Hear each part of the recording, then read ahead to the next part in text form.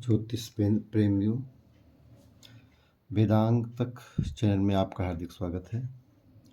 आज हम भावार्थ रत्नाकर के कुछ महत्वपूर्ण सूत्रों के बारे में जानने का प्रयास करेंगे। ये सूत्र मेष लग्न से जुड़े हुए हैं। अगर जन्म कुंडली में प्रथम घर में 1 नंबर की राशि हो तो ऐसी कुंडली मेष लग्न की कुंडली बनती है। मेष लग्न की कुंडली कालपुरुष की कुंडली होती है और इस लग्न का जो स्वामी होता है वो मंगल होता है। जैसा कि यहाँ दिखाया गया है, 5 नंबर की जो राशि होती है उसका स्वामी सूर्य होता है, 4 नंबर की राशि का स्वामी चंद्रमा होता है, 3 और 6 राशि का स्वामी बुध होता है, 1, 8 राशि का स्वामी मंगल होता है, 9, 12 राशि का स्वामी गुरु होता है, 2 और 7 राशि का स्वामी शुक्र होता है और 10 एवं 11 राशि का स्वामी शनि होता है।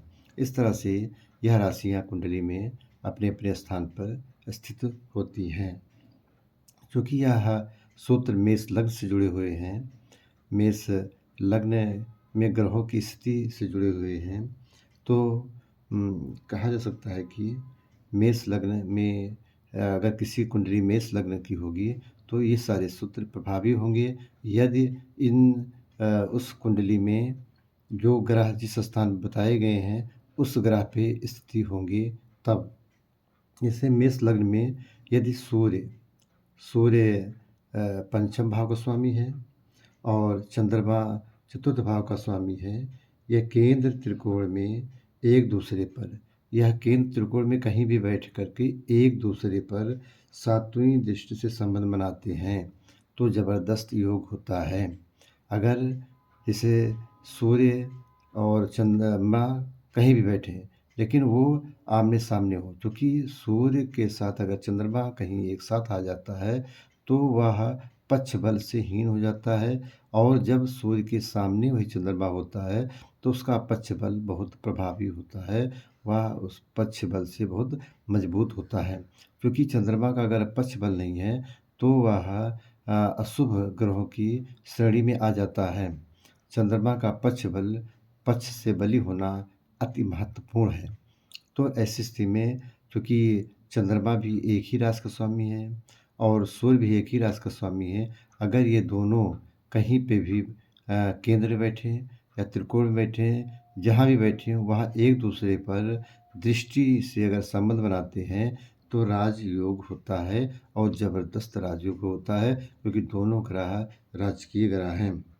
मेष लग्न की ही कुंडली में शुक्र 2 और 7 सातवें घर का, दूसरे घर का एवं सातवें घर का स्वामी होता है और ये दोनों घर कुंडली में मारक भाव माने जाते हैं। अगर शुक्र की महादशा हो, शुक्र की 2 और 7 शुक्र की महादशा हो, अगर शुक्र की महादशा होती है तो शुक्र मारक होगा। कहा जा सकता है कि ऐसी दशा मारक ग्रह की शुरू होगी।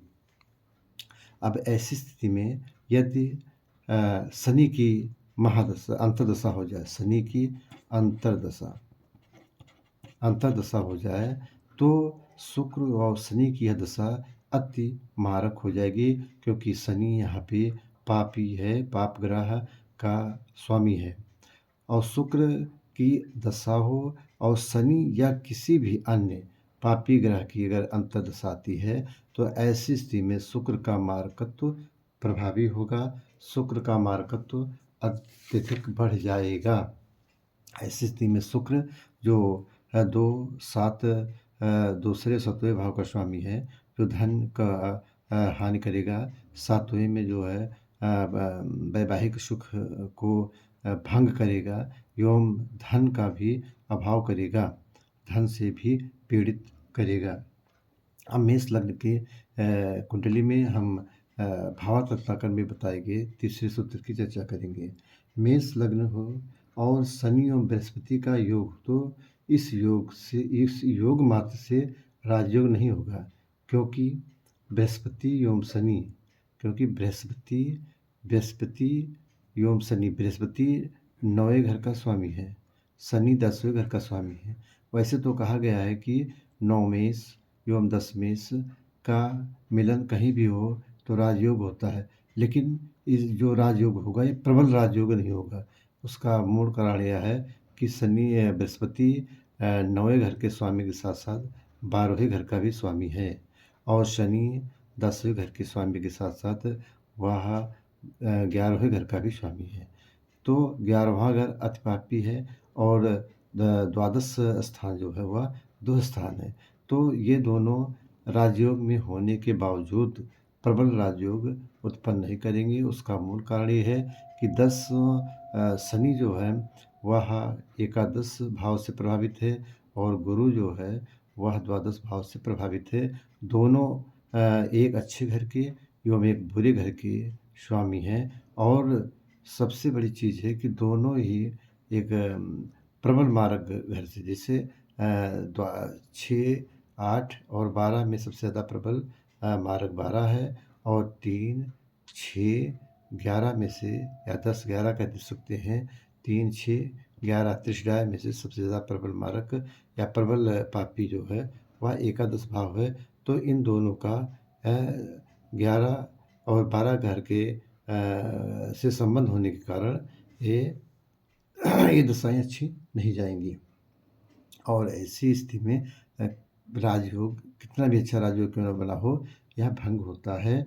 और अगर यही अभी बृहस्पति का संबंध या 9वें भाव का संबंध अगर अष्टम से होगा तब भी राजयोग भंग होता है। मेष लग्न कुंडली में ही हम अगले सूत्र की चर्चा करेंगे, जिसमें कहा गया है कि मेष लग्न का स्वामी जो है मंगल होता है ऐसे जातक को, क्योंकि मंगल एक क्रूर ग्रह की श्रेणी में आता है। मंगल क्रूर ग्रह की श्रेणी में है और अग्नि तत्व का ग्रह है, और जिसका मूल स्वभाव है वह एक युद्ध से जुड़ा हुआ है, युद्ध से जुड़े हुए कार्यों में संलग्न होता है, और युद्ध में चोट चपाट घाव जैसी चीज़ें होती हैं। तो अगर मेष लग्न की कुंडली के जातक को चेचक, फोड़े, फुंसी, घाव, चोट, शस्त्र से आघात आदि होने का भय भी रहता है। मेष भाव तत्वाकर के ही मेष लग्न से जुड़े हुए अगले सूत्र की हम चर्चा करेंगे। मंगल छठे 8वें घर के स्वामी के साथ हो, तो अगर मंगल कहीं भी बैठे, कुंडली में कहीं भी बैठे, छठे भाव के स्वामी एवं 8वें भाव के स्वामी के साथ हो, 8वें भाव का स्वामी, मान लीजिए यहाँ पे 8वां तो मंगल ही है, लेकिन अगर कोई और ग्रह होता और उसके स्वामी के साथ होता, तो ऐसे जातक को सिर में चोट लगने की संभावना प्रबल होती है। ब्लड प्रेशर की बीमारी होने की शंका होती है, और सिर के अन्य रोग जैसे ब्रेन हेमरेज वगैरह होने की समस्या होती है, और इससे मृत्यु भी हो सकता है, या मृत्यु तुल्य कष्ट भी ऐसे जातक को हो सकता है। अब हम शुक्र का फलादेश करेंगे, शुक्र के बारे में चर्चा करेंगे। भाव सत्ताकर का जो अगला सूत्र है वो शुक्र से जुड़ा हुआ है। इसमें कहा गया है कि द्वितीय भाव का स्वामी शुक्र यदि द्वादश भाव में बैठ जाए, द्वितीय भाव का स्वामी हो, मेष लग्न की कुंडली हो, द्वितीय भाव का स्वामी जो ये वृषभ राशि होती है शुक्र की, इसका स्वामी अगर द्वादश भाव में बैठ जाए तो शुभ फल करता है। उसका प्रमुख कारण यह है कि द्वादश भाव में शुक्र काल पुरुष की कुंडली में भी उच्च का होता है, और चूंकि यहाँ पे मीन राशि होती है तो शुक्र मीन राशि में उच्च का माना जाता है। ऐसी स्थिति में क्योंकि धन भाव का स्वामी भोग भाव में बैठ जाने से ऐसा व्यक्ति के पास धन एवं वैभव अपार होगा और जातक अपने जीवन की सारी सुख सुविधाओं का भोग कर सकता है। तो इस तरह से हमने कुछ भावार्थ रत्नाकर से जुड़े हुए कुछ सूत्रों की चर्चा की है। आशा है कि आपको समझ में आया होगा।